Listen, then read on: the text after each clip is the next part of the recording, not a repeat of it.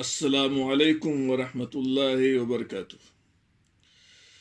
الحمد للہ رب العالمین والصلاة والسلام علی نبینا محمد وعلی آلہ واصحابہ ومن تبعہم بإحسان الی یوم الدین، اما بعد فاعوذ باللہ السمیع العلیم من الشیطان الرجیم، بسم اللہ الرحمن الرحیم۔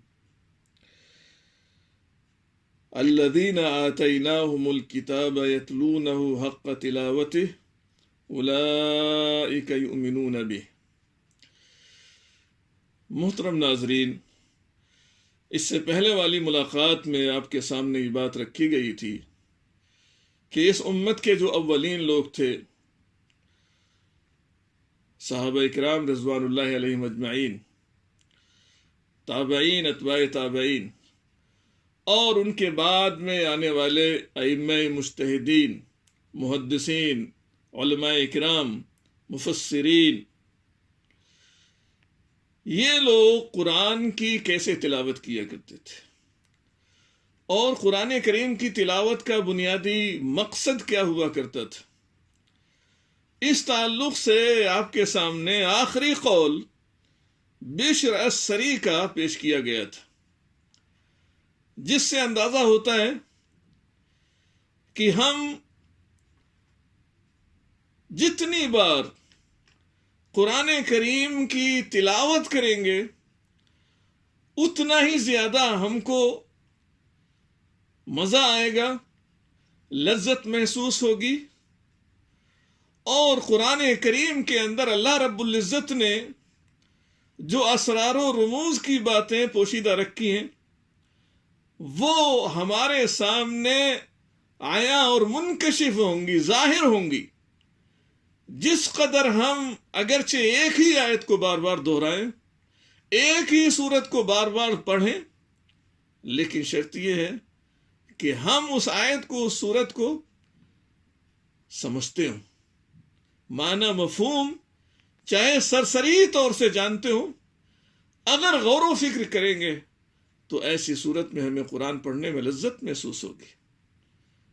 اس تعلق سے آپ کے سامنے گفتگو کی گئی تھی، آج بھی اس سلسلے میں آپ سے گفتگو کی جائے گی۔ میرے سامنے اسی امت کی ایک مشہور شخصیت ہے شیخ الاسلام ابن تیمیہ رحمۃ اللہ علیہ، ان کا ایک قول ہے، لیکن اس قول کو پیش کرنے سے پہلے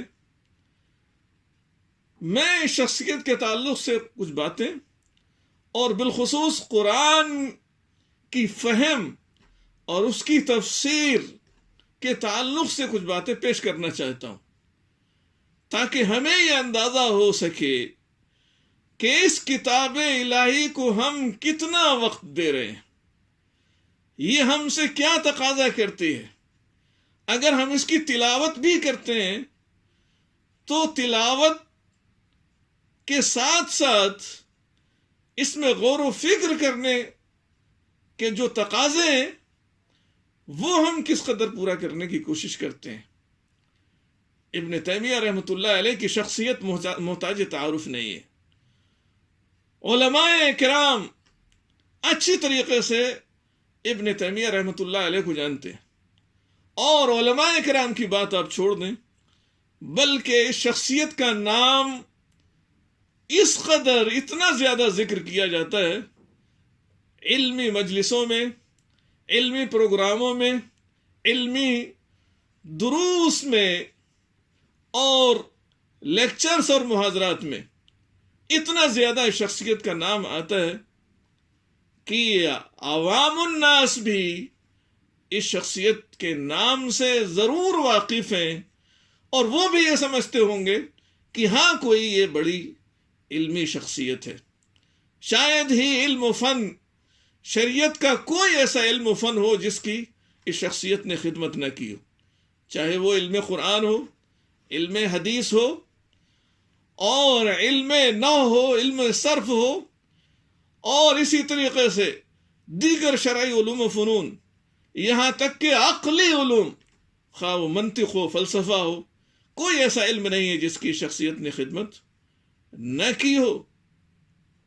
لیکن میں آج کے اس درس میں، آج کی اس ملاقات میں ان کا جو کارنامہ کہیے یا ان کی جو تڑپ اور جو جستجو کہیے، وہ قرآن کے تعلق سے میں ذکر کرنا چاہتا ہوں کہ یہ قرآن کریم کے کتنے بڑے عالم تھے، کتنے بڑے خدمتگار تھے، لیکن اس کے باوجود زندگی کے آخری ایام میں دنیا سے جاتے ہوئے انہوں نے حسرت اور افسوس کا اظہار فرمایا کہ انہوں نے اس کتاب الہی کو جس قدر وقت دینا چاہیے تھا وہ وقت انہوں نے اس کتاب الہی کو نہیں دیا، اور اس کتاب الہی کے تقاضوں کو پورا نہیں کیا۔ اس قدر افسوس کا اظہار فرمایا ہے زندگی کے آخری ایام میں۔ دیکھیے، کہتے ہیں ندمت علی تضییع اکثر اوقاتی فی غیر معانی القرآن، کہتے ہیں کہ میں شرمندہ ہوں، میں نادم ہوں۔ کس بات پر نادم و شرمندہ ہے؟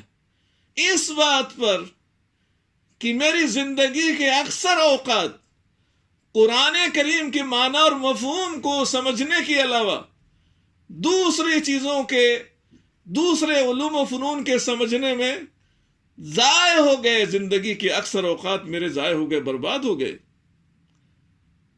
یہ ندامت، یہ شرمندگی، اس کا اظہار کیا ہے شیخ الاسلام ابن تیمیہ رحمۃ اللہ علیہ نے زندگی کے آخری ایام میں، جبکہ یہ وہ شخصیت ہے جس کی پوری زندگی قرآن کی زندگی تھی، اور ساری زندگی انہوں نے شرعی علوم کی خدمت میں گزار دی، قرآن کی خدمت میں گزار دی، جہاد کرتے ہوئے گزار دی، اور دوسرے لوگوں کی تربیت کرتے ہوئے گزار دی۔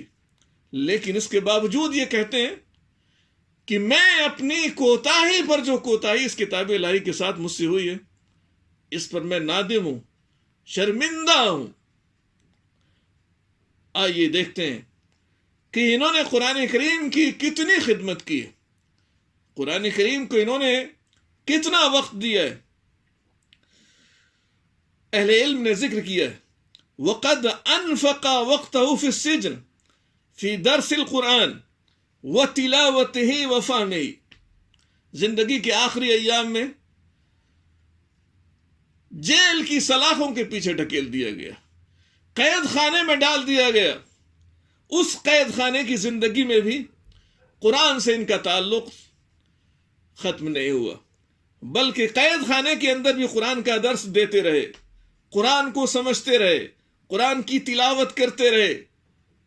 اتنے مشکل ترین حالات میں بھی قرآن کا ساتھ انہوں نے نہیں چھوڑا ہے، لیکن اس کے باوجود کہتے ہیں کہ میں شرمندہ ہوں، میں نے قرآن کو اتنا وقت نہیں دیا جتنا دیا جانا چاہیے تھا۔ اور آئیے آگے کہتے ہیں انی وقفت علی 120 تفسیرا، تفسیر کے یہ اتنے بڑے عالم ہیں، مفسر ہیں، کہتے ہیں کہ مجھے تقریباً 120 تفسیروں سے واقفیت ہے، 120 تفسیر کی کتابوں کا علم حاصل ہے مجھے۔ استحضر من الجمیع الصحیح الذی فیہا، اور اتنا ہی نہیں کہ تفسیر کی کتاب 120 کتابوں کا علم ان کو حاصل ہے، بلکہ کہتے ہیں کہ ان کتابوں کے اندر جو صحیح باتیں ہیں، جو صحیح تفسیر ہے قرآن کریم کی، وہ میں بغیر دیکھے ہوئے کتاب کے، میں ان ساری معلومات کو جو صحیح معلومات ہیں قرآن کی تفسیر کے تعلق سے پیش بھی کر سکتا ہوں، حاضر بھی کر سکتا ہوں، لوگوں کے سامنے بیان بھی کر سکتا ہوں۔ تفسیر کا، قرآن کا اتنا بڑا عالم اور ندامت اور شرمندگی کا اظہار کرے کہ میں شرمندہ ہوں کہ میں نے قرآن کو اتنا وقت نہیں دیا جتنا مجھے دینا چاہیے تھا۔ اور آئیے آگے دیکھتے ہیں، خود اپنے سلسلے میں دوسری جگہ کہتے ہیں، علماء نے نقل کیا ہے، وَكَانَ هُوَ نَفْسُهُ يَقُولُ رُبَّمَا تَعْلَاتُ عَلَى الْآيَةِ الْوَاحِدَةِ نَحْوَ 100 تفسیر، کہتے ہیں کہ کبھی کبھی ایسا ہوتا تھا کہ میں قرآن کی ایک آیت کو سمجھنے کے لیے اس کا صحیح معنی اور مفہوم کیا ہے اس تک پہنچنے کے لیے تقریباً تفسیر کی 100 کتابوں کا مطالعہ کرتا تھا. قرآن کریم کی ایک آیت کا صحیح معنی اور مفہوم جاننے کے لیے کہ اس کی صحیح مراد کیا ہے، صحیح مفہوم کیا ہے، 100 تفسیر کی کتابوں کا مراجعہ کرتے تھے، مطالعہ کرتے تھے. اس قدر ان کو قرآن سے تعلق تھا، اس قدر قرآن کو سمجھنے کی یہ کوشش کرتے تھے. اور اتنا ہی نہیں، اپنی محنت، جد و جہد، کوشش صرف کرنے کے بعد بھی کہتے ہیں ثم اسأل اللہ تعالی، اور پھر اللہ رب العزت سے سوال کرتے تھے، دعا کرتے تھے. انسان کے لیے علم کے بلند ترین مقام تک پہنچنے کے لیے صرف ذاتی جد و جہد کافی نہیں ہے، بلکہ اللہ رب العزت سے توفیق بھی طلب کرنی چاہیے، اس سے سوال بھی کرنا چاہیے. لہذا ابن تیمیہ رحمۃ اللہ علیہ نے یہاں محنت بھی کی، کوشش بھی کی، اور جو روحانی وسیلہ ہے دعا، اس کا بھی سہارا لیا کہ قرآن کی صحیح سمجھ ان کو حاصل ہو جائے، قرآن کی آیت کا صحیح معنی اور مفہوم ان کو معلوم ہو جائے. اللہ تعالیٰ اس کی توفیق بھی طلب کی. آج ہم اور آپ بھی قرآن پڑھتے ہیں، بہت سے طلبہ بھی قرآن پڑھتے ہیں، تفسیر بھی پڑھتے ہیں، ترجمہ بھی پڑھتے ہیں، علماء اکرام بھی قرآن پڑھتے ہیں، پڑھاتے ہیں. کیا قرآن کے ساتھ ہمارا یہ رویہ ہے، ہمارا یہ سلوک ہے؟ اور اس کے بعد کہتے ہیں کہ اللہم یا معلم ابراہیم علمنی، دعا کرتے تھے اللہ تعالیٰ سے، اے ابراہیم کے معلم،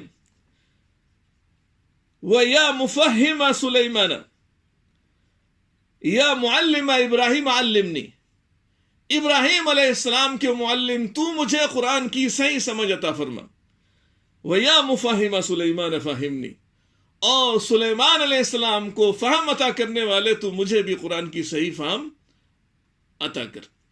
یہ دعا شیخ الاسلام ابن تیمیہ کیا کرتے تھے.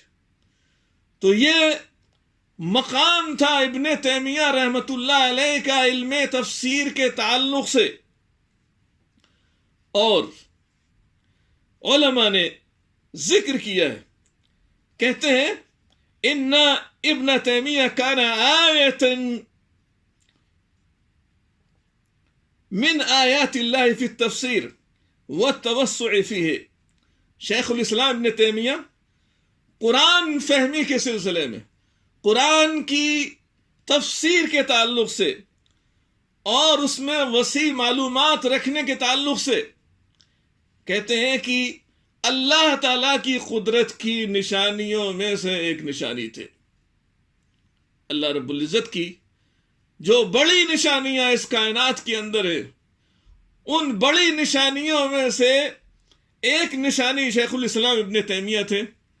قرآن کی اس قدر فہم رکھنے والا انسان، قرآن کو اتنا زیادہ سمجھنے والا انسان، قرآن کو اتنا زیادہ وقت دینے والا انسان اس دنیا سے جاتے ہوئے ندامت کا اظہار کرتا ہے، حسرت کا اظہار کرتا ہے، افسوس کا اظہار کرتا ہے کہ قرآن کریم کا جو تقاضا تھا، اس کو جو وقت دینا چاہیے تھا، زندگی کے جو اوقات اس کتاب الہی کے ساتھ گزرنے چاہیے تھے، وہ اوقات میں نے اس کتاب الہی کے ساتھ نہیں گزارے، مجھ سے کوتاہی ہوئی ہے. یہ احساس ندامت شیخ الاسلام ابن تیمیہ جیسی شخصیت کو رہا زندگی کے آخری ایام میں. آج ہم چاہے عالم دین ہو، عالم شریعت ہو، یا طالب علم ہو، الا ماشاء اللہ، آج ہم اپنے سلسلے میں غور و فکر فرمائیں سوچیں، اپنے گریبان میں جھانک کر دیکھیں، کیا ہم اس کتاب الہی کا حق ادا کر رہے ہیں؟ اس کو جو وقت دیا جانا چاہیے تھا وہ وقت دینے کے لیے تیار ہیں؟ اور اسی طریقے سے میں کہنا چاہوں گا، آپ سوچ رہے ہوں گے کہ ابن تیمیہ کی یہ زندگی میں آپ کے سامنے اور ان کی قرآن فہمی میں آپ کے سامنے اس لیے ذکر کر رہا ہوں کہ تاکہ آپ بھی ابن تیمیہ بن جائیں۔ میرا مقصد یہ نہیں ہے، اور دنیا اگرچہ عالم امکان ہے، کچھ بعید نہیں ہے، آج بھی کوئی ابن تیمیہ بن سکتا ہے، لیکن ابن تیمیہ کے اس مقام تک پہنچنا بہت ہی مشکل بات ہے۔ میں آپ کو ابن تیمیہ کی طرح سے محنت اور مشقت کروانے کے لیے آمادہ نہیں کر رہا ہوں اگر آپ عام لوگوں سے تعلق رکھتے ہیں۔ میرا مقصد کیا ہے اس کو پیش کرنے سے، کہ جس ہستی نے اتنا زیادہ وقت قرآن کو دیا ہو اور وہ ندامت اور شرمندگی کا اظہار فرمائے، تو ہم اپنی زندگی کا اندازہ لگائیں کہ ہم قرآن کو کتنا وقت دے رہے ہیں۔ خاص طور سے ہمارے گھر میں جو افراد موجود ہیں وہ قرآن کے ساتھ کتنا وقت گزارتے ہیں؟ کیا قرآن بھی ہماری زندگی کا کوئی مضمون، کوئی سبجیکٹ ہونا چاہیے یا نہیں ہونا چاہیے؟ یہ کتاب الہی ہے، دستور ہے ہماری زندگی کا، تو کیا ہمیں اسے کچھ وقت دینے کی حاجت اور ضرورت ہے کہ نہیں ہے؟ اس کو سمجھنے کی، اس میں غور و فکر کرنے کی کوئی ضرورت ہے کہ نہیں ہے؟ کیا ہمارے گھر کی خواتین، بچیاں اس کتاب الہی کو رمضان کے بعد بھی وقت دینے کے لیے تیار ہیں؟ کیا ہمارے گھر کے مرد اور ہمارے نوجوان اور ہمارے بچے اس کتاب الہی کو کچھ وقت دینے کے لیے تیار ہیں؟ اس کے ساتھ کچھ وقت گزارنے کے لیے تیار ہیں؟ یا یہ کہ ہم اس کتاب الہی کے ساتھ معمولی سا وقت گزاریں گے، اس کا انتظار کریں گے تاکہ اگلا رمضان آ جائے، رمضان آنے کے بعد ہم اس کتاب الہی کے ساتھ تھوڑا بہت وقت گزاریں گے، اور وہ بھی صرف تلاوت تک محدود رہے گا ہمارا یہ وقت؟ معاف فرمائیے گا، اس کتاب الہی کا ہمارے اوپر جو حق ہے وہ اس سے کہیں زیادہ عظیم ہے، جو ہم ادا نہیں کر رہے، جس میں ہم کوتاہیاں برت رہے ہیں۔ نہ تو ہماری خواتین اس کتاب الہی کو وقت دیتی ہیں، نہ ہمارے مرد حضرات، نوجوان، بچے بچیاں اس کتاب الہی کو وقت دیتے ہیں، اور خود ہمیں بھی ایک گارجین کی حیثیت سے، مربی کی حیثیت سے، گھر کا نگراں ہونے کی حیثیت سے ہمارے پاس بھی وقت نہیں ہے اس کتاب الہی کے ساتھ گزارنے کے لیے۔ لہذا اندیشہ یہ ہے، ڈر یہ ہے، اگر دنیا کے اندر ہمیں یہ احساس نہیں ہوا اور ہمیں یہ شعور نہیں ہوا کہ ہم اس کتاب الہی کے ساتھ کوتاہی کر رہے ہیں، اس کا حق ادا نہیں کر رہے ہیں، تو دنیا کے اندر یہ احساس پیدا ہونے کے بعد اس کی تلافی ممکن ہے۔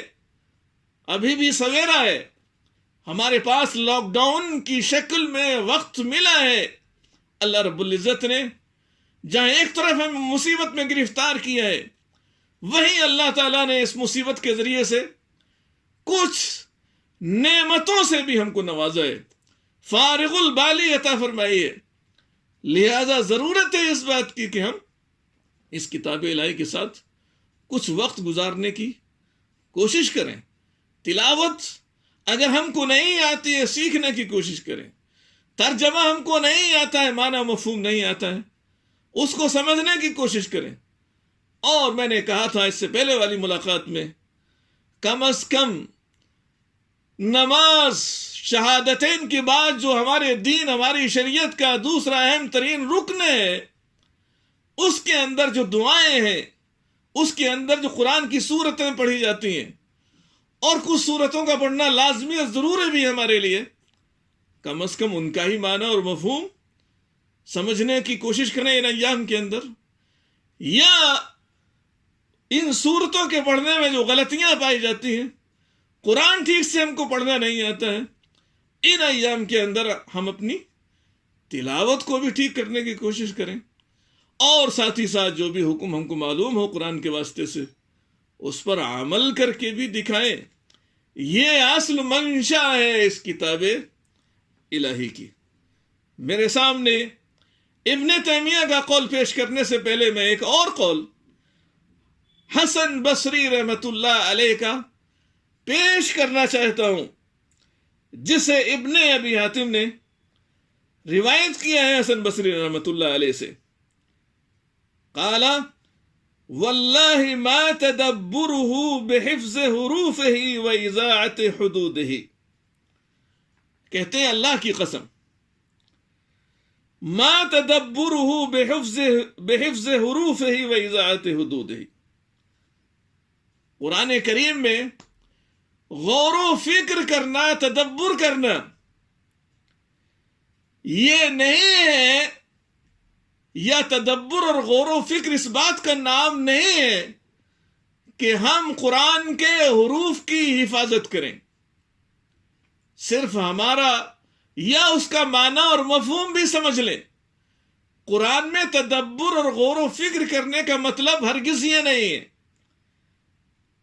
وَإِذَاعَتِ حُدُودِهِ، اور ہم یہیں تک محدود رہیں، اور جو قرآن میں حدود ہیں ان کو ضائع کر دیں، ان کو برباد کر دیں، ان پر عمل کر کے نہ دکھائیں، تو یہ بھی قرآن کے نازل کرنے کا مقصد نہیں ہے.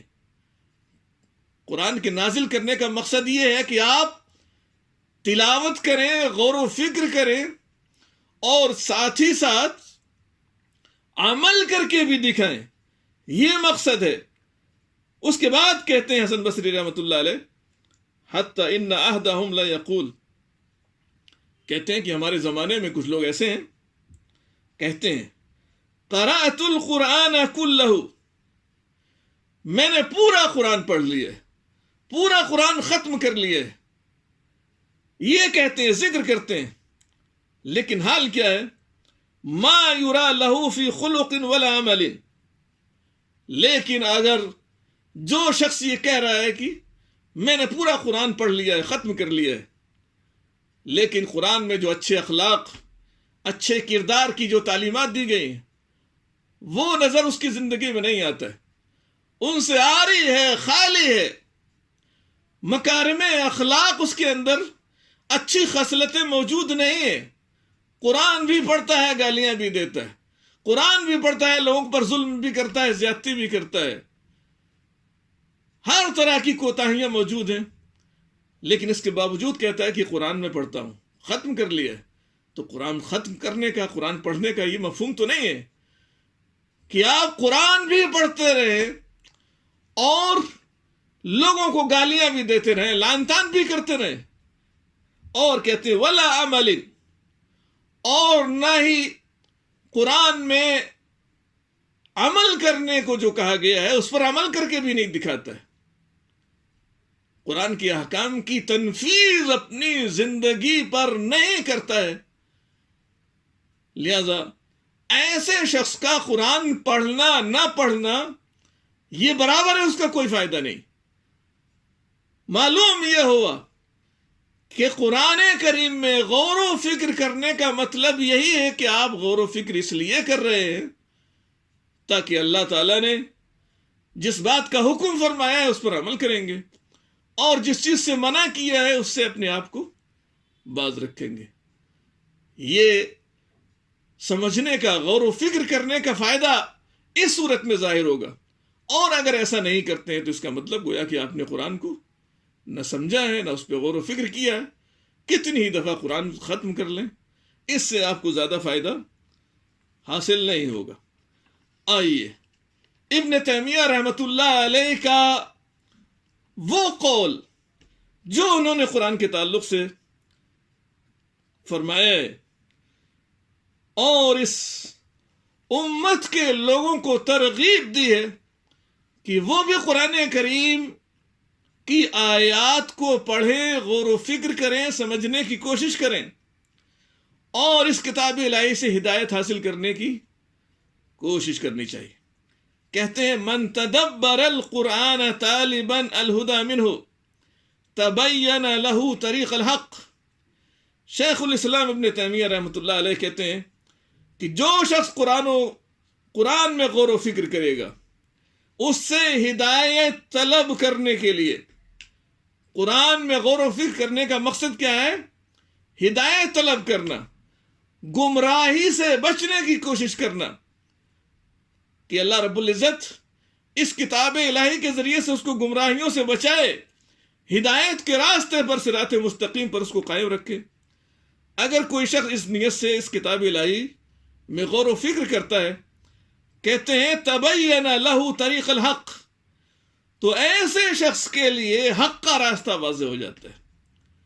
دنیا کی ساری طاقتیں اگر ایسے شخص کو گمراہ کرنے کے لیے لگ جائیں تو نہیں کر سکتے۔ حق کا راستہ اگر کسی کو چاہیے، صراط مستقیم اگر کسی کو چاہیے، تو قرآن کی آیات میں غور و فکر کرے، ان آیات کو سمجھنے کی کوشش کرے۔ ایسی صورت میں اس کو ہدایت مل سکتی ہے۔ لیکن ہماری اکثریت تو قرآن کے الفاظ کی ادائیگی ہی نہیں جانتی، پھر اس کو سمجھے گی کیسے، اس پر عمل کیسے کرے گی، اس کو ہدایت کیسے ملے گی؟